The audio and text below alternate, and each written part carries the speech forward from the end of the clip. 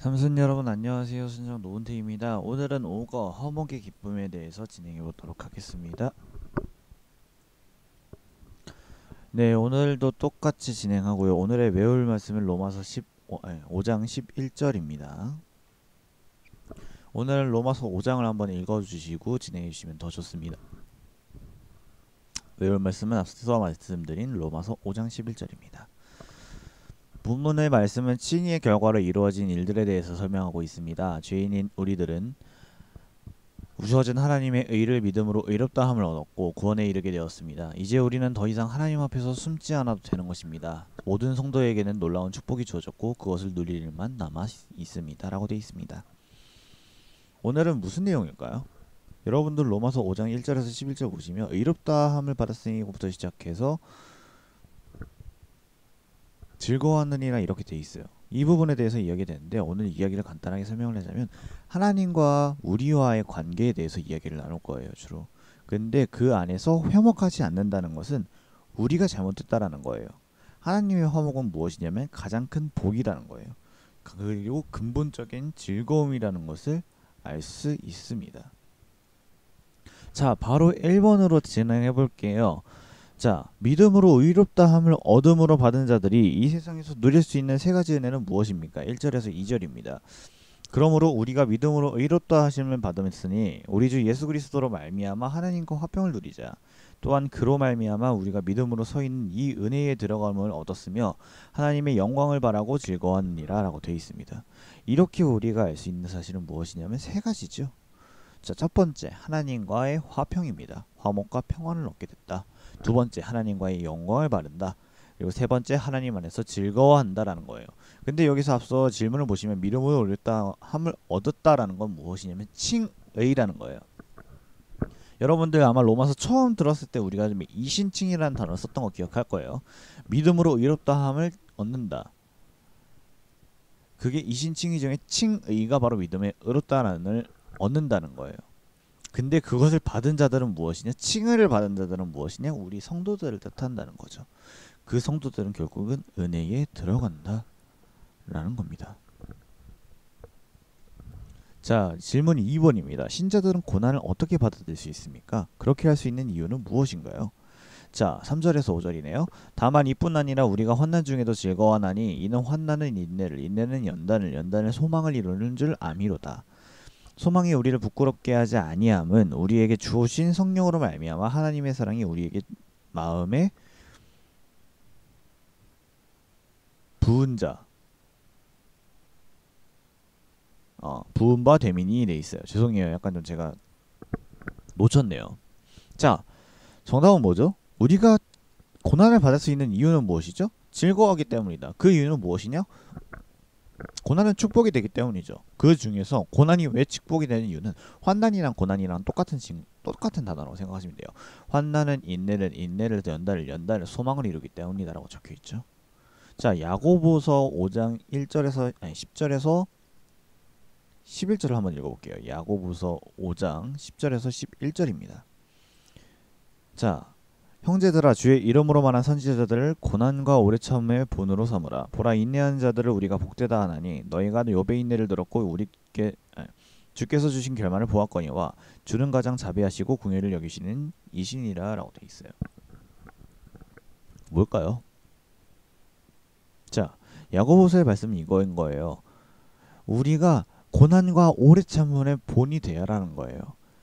앞서 말한 형제들의 주의 선지자들은 본이라. 인내하는 자들은 복되게 할 것이다. 욥의 인내를 들었고 주신 결말을 보았거니와 주는 가장 자비하시고 인자하시고 긍휼을 여기시는 분이다. 그래서 여기서 욥의 이야기는 무엇이냐? 욥기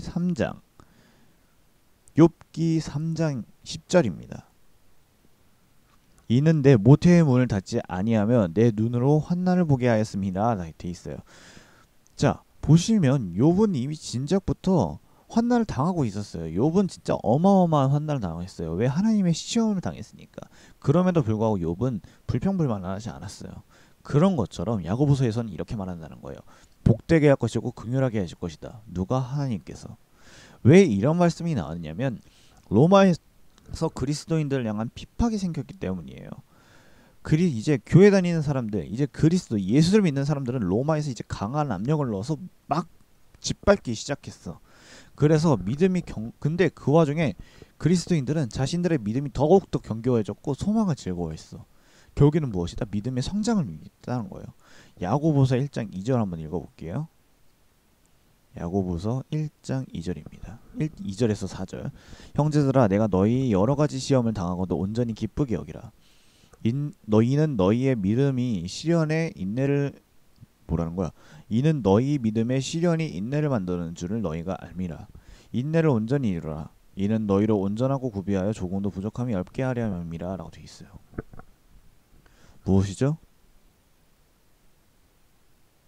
우리가 시험을 당할 때 우리도 그리스도인들이잖아요. 근데 인생을 살면서 당연히 혼난과 고난을 살 수밖에 없어요. 그럼에도 불구하고 온전히 기쁘게 여겨라. 아, 주님 왜 저한테 이런 시험을 주세요? 라는 게 아니라 주님 저에게 이런 시험을 주시는군요. 감사합니다. 이겨내겠습니다. 하면서 악으로 깡으로 버티라는 거지. 근데 이 인내는 무엇이냐면 온전하게 구비해서 조금 더 부족함이 없게 만들어준다는 거예요. 그래서 우리가 만약에 지혜가 부족한다면 그 지혜를 후히 주시고 꾸짖지 아니하시는 하나님께 주신다는 거예요. 주님, 우리가 지혜를 주세요. 지혜가 필요합니다라고 하면 지혜를 주님께서 주신다는 거죠. 우리는 이렇게 성장한다는 겁니다. 실제로 로마의 그리스도인들도 이렇게 성장했습니다. 질문 3번입니다. 일단 로마서로 먼저 돌아가 볼게요. 잠시만요. 로마서 5장이었죠? 자, 하나님은 우리에 대한 자기의 사랑을 어떻게 확장하셨습니까? 이것은 하나님의 사랑에 대하여 무엇을 말해줍니까? 자, 로마서 6장에서 8절입니다. 우리가 아직 연약할 때에 기약대로 그리스도께서 경건하지 않은 자들을 위하여 죽으셨도다. 의인을 위하여 죽은 자가 쉽지 않고 선인을 위하여 용감히 죽은 자가 혹 있거니와 우리가 아직 죄인 되었을 때에 그리스도께서 우리를 위하여 죽으심으로 하나님께서 우리에 대한 자기의 사랑을 확증하셨느니라 라고 되어 있어요. 자, 우리는 무엇을 알 수 있죠? 죄인 되었을 때 이 독생자 예수님을 화목제물로 십자가에 내어주심을 알 수 있습니다. 6절에서 8절은 그 내용인 거고요. 자기의 사랑을 확증하셨으니까. 왜? 자기의 몸을 스스로 제물로 바치셨기 때문에. 누가? 예수님께서. 로마서 5장 10절 한번 읽어볼게요. 곧 우리가 원수 되었을 때 그 아들의 죽으심으로 말미암아 하나님과 화목하게 되었은즉 화목하게 된 자로서는 더욱 그의 살아나심으로 말미암아 구원을 받은 것임이라 라고 되어 있습니다. 요한복음 3장 16절. 이거 아마 우리가 잘 아는 건데 기억이 안 나네요. 네, 하나님이 세상을 이처럼 사랑하사 독생자를 주셨으니 이는 그를 믿는 자마다 멸망하지 아니하고 영생을 얻게 하려 함이라. 요한일서 4장 9절 말씀. 4장 9절 말씀. 하나님이 세상에 우리에게 이렇게 나타나신 바 되었으니 하나님이 자기의 독생자를 세상에 보내시면 그로 말미암아 우리를 살리려 하심이라 라고 되어 있네요. 그리고 또한 사랑은 여기 있으니 우리가 하나님을 사랑한 것이 아니요 하나님이 우리를 사랑하사 우리의 죄를 속하여 화목제물로 그 아들을 보내셨습니다 라고 되어 있습니다. 이것처럼 우리는 말씀들도 다 근거를 하고 있죠. 예수님은 화목제물로 오신 거고요. 결국엔 십자가에 달려서 돌아가신 거예요. 질문 4번입니다. 다시 로마서로 좀 돌아가 봅시다, 여러분. 로마서 5장. 자, 하나님과 화목하게 된 자가 누리는 행복은 무엇입니까? 9절에서 10절 읽어보죠. 기네요. 그러면 우리가 이제 그의 피로 말미암아 의롭다함을 받았으니 더욱 그로 말미암아 진노하심에서 구원을 받을 것이니 곧 우리가 원수 되었을 때 그의 아들의 죽으심으로 말미암아 하나님과 화목하게 되었은즉 화목하게 된 자로서는 더욱 그의 살아나심으로 말미암아 구원을 받은 것이니라. 그뿐 아니라 이제 우리로 화목하게 되신 주 예수 그리스도의 말미암아 하나님 안에서 또한 즐거워하느니라 라고 되어 있어요. 자, 뭐예요 답은? 첫 번째, 하나님 안에서 즐거워하게 될 거고요. 두 번째, 하나님과 화목하게 됨으로써 진노로부터 우리는 구원을 받을 거예요. 그리고 하나님과 친밀한 교제로서 천국의 소망 등을 묵상하는 샘솟는 즐거움을 누릴 거고요. 근본적인 은혜에 대한 확신이 성도로서의 기쁨의 근거가 될 거고 소망을 가지고 고난 중에 즐거워할 거라고 합니다. 저기 밀이라고 되어 있는데 밀이라는 성경은 없습니다. 빌립보서입니다. 자, 빌립보서 4장 4절입니다. 주 안에서 항상 기뻐하라. 내가 다시 말하노니 기뻐하라. 우리는 늘 기뻐해야 되는 사명을 가지고 있습니다, 여러분. 자, 생각해보기 읽어보시죠. 바울은 믿음으로 말미암아 은혜의 자리에 들어간 우리에게 소망이 있다고 말합니다. 그 소망은 천국에 들어가는 소망을 말합니다. 사실 우리는 천국에 들어갈 수 없는 죄인들이었습니다. 그런데 하나님께서 이런 우리를 사랑하셔서 대속제물로 예수님을 십자가에 죽게 하셨고 우리의 죄를 완전히 사해 주셨습니다. 하지만 어떤 성도들은 여전히 죄에서 자유롭지 못하고 죄책감에 시달리고 있습니다. 여러분 기억하십시오. 하나님의 사랑으로 인해 우리는 천국에 들어가기에 부끄럽지 않은 사람들이 되었습니다. 이 소망으로 우리는 어떤 어려움 속에서도 인내하면서도 살아갈 수 있습니다. 바로 이것이 은혜의 지배를 받는 사람들의 모습입니다. 라고 되어 있습니다. 여기서 한 가지 더 추가 코멘트를 달면 복음으로 받아들인 성도가 죄책감에 시달리는 것은 겸손이 아니라 믿음이 없는 것입니다. 근데 예수 그리스도의 대속의 은혜를 받는다면 우리는 더 이상 죄책감이 아니라 은혜에 대한 감사와 하나님의 화평의 기쁨을 누리면서 살아가야 되는 게 맞는 거겠죠.